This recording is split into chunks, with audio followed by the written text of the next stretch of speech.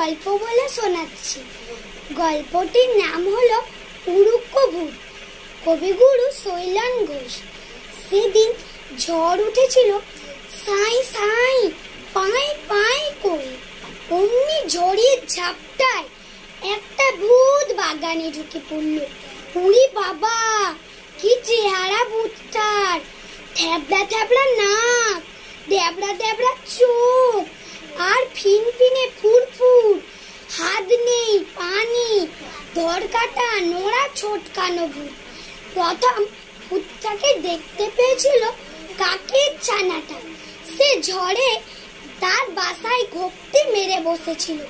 সেই ভূতরা তার একেবারে কোত্থেকে এসে তার ঘাড়ে।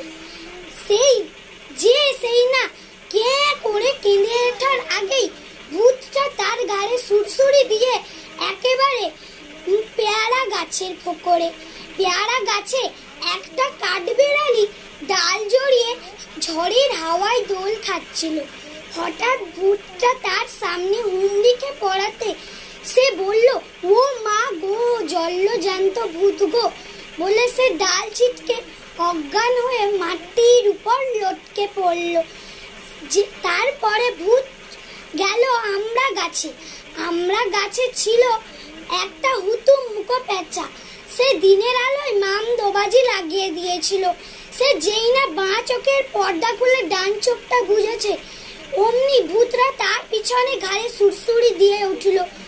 যেই সে বলল যে কে রে, সে গম্ভীর গলায় এই কথাটা যেই না বলে পিছনে ঘুরেছে, অমনি ব্যাস, সোনার চাঁদের পিলে শুকিয়ে পাঁপড় ভাজা।